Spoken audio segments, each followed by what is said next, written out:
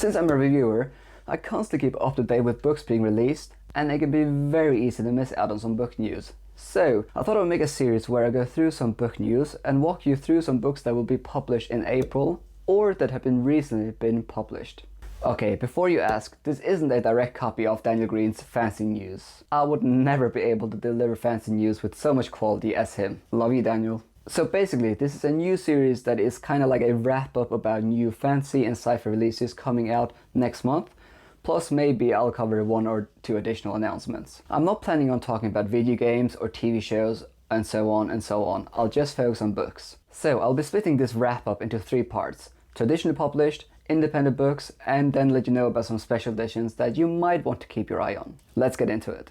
I forgot to mention that there are a lot of big book releases that I'm not covering in this video. Firstly, I didn't want this video to become too long. Secondly, I'm not sure what the reception will be for this series. If you really like it, then I could make another one in maybe 2 weeks and cover some of the other releases that are coming in this month. Firstly, without a doubt, the most exciting book news of the day is that Joe Abercrombie has announced a new trilogy starting with The Devils. Why does The Devils sound like such an Abercrombie title? I'll put up the synopsis here. But this basically sounds like a typical Abercrombie book where words such as bloodbath, oversexed, and constant threat are being used. This new series will not be set in the First Law universe, so it'll be definitely interesting to see how fans of Abercrombie will react to this series. I am a huge fan of Abercrombie, so I'll definitely be keeping an eye on this series. Secondly, Leigh Bardugo has announced that the sequel for Ninth House, called Hellbent, will be released in January 2023.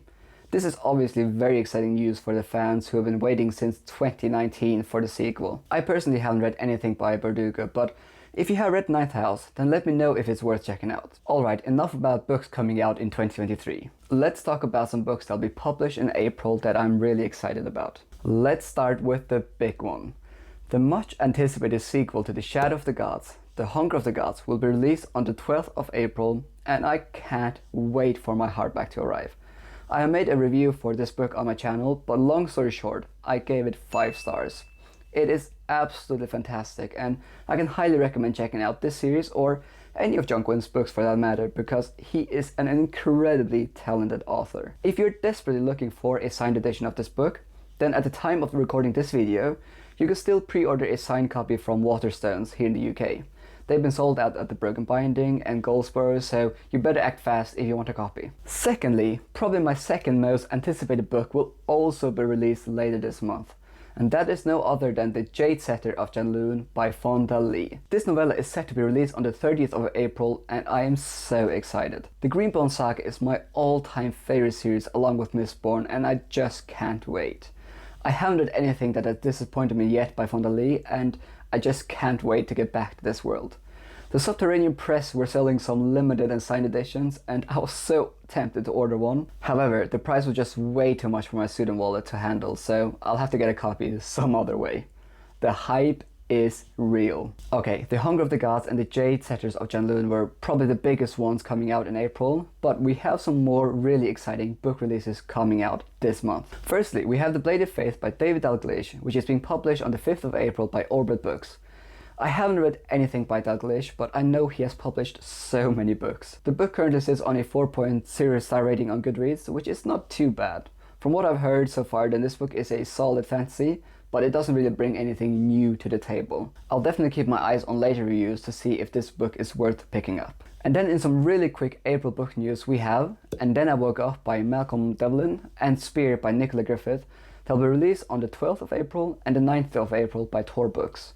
And Then I Woke Up sounds like a post-apocalyptic horror story, while Spears sounds like more like a thrilling fantasy story.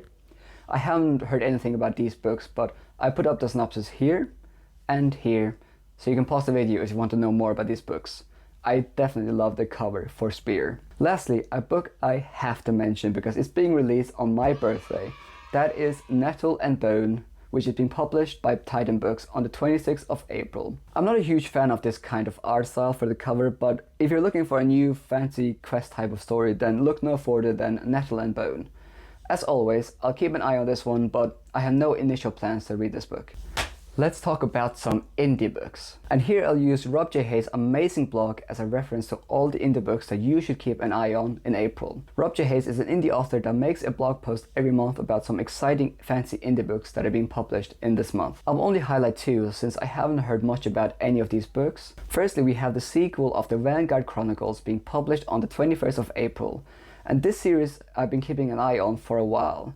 The first book, We Men of Ash and Shadow, was an SPFBO finalist, and I have heard a lot of great things about this book. I actually have it on my Kindle waiting to be read. Now, the sequel is coming out, and I am intrigued. If you're a fan of grimdark and you want to support an indie author, then make sure to check out this book. The other one I want to mention is Requiem of Silence, which is book 3 in the Famine Cycle. Okay, I don't know anything about this book or series, but look at that cover. The dragon is huge and the man is so small. It kind of gives me similar vibes to The Shadow of the Gods. As I said, I don't know anything about the series except that it's a fantasy with dragons, so yes, I am intrigued. I'll put up the synopsis for the first book here, so you can pause the video if you want to learn more about the series. And there are so many more exciting indie books coming out in April, so make sure to check that blog, link in the description down below, to stay up to date. Lastly, we have some special editions or new editions that you might want to take a closer look at. Okay, let's get the biggest one out of the way. We are receiving an illustrated edition of The Rise of the Dragon by George R.R. Martin with more than 180 illustrations. That is a lot of illustrations. I haven't read all of the Game of Thrones books, and I've actually never even watched the show. That is a story for another day. So I don't feel that excited about this, but it's definitely impressive having editions with 180 illustrations. This edition will be released on the 25th of October and will cost around £40. Also, you can pre-order the special editions of Babel by R.F. Kuang, which I certainly have. This book is receiving so much hype, and I personally can't wait to read it. I love the Poppy War trilogy, and I can't wait to see what Kuang will do with the new setting. I'm really hoping to get an arc of this book, but we will see. But all I can say is, the hype is real. Not sure if I'm in love with the cover though. What do you guys think about this cover? Are you a fan of the Atlas 6?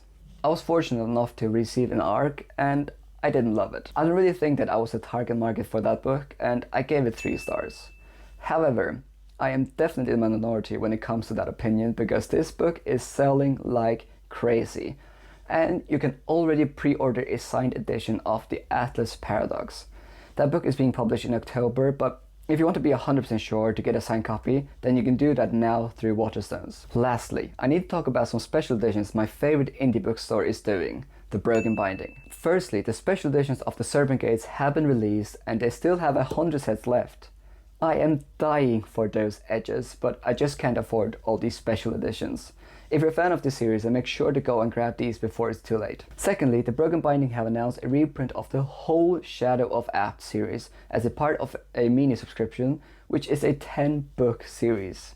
All these books will be signed, block sprayed, have foil on the board and a ribbon. I haven't read any of these, but this is very exciting news for the fans of the series. Subscribers to the Broken Binding sub will be giving pre-sale access, and if any copies are left, then it'll go public. Lastly, The Broken Binding also announced a special edition of Daughter of Red Wind, which will also be signed and numbered and have sprayed edges. This edition is only limited to 750 and is already up for pre-order. And there are so many other fancy special editions being announced all the time, but I've been trying to only talk about books with a reasonable price point. And that is it. Did you spot any interesting books? Any books you're adding to your TPR? And as always, thank you so much for watching, and thank you so much for your support.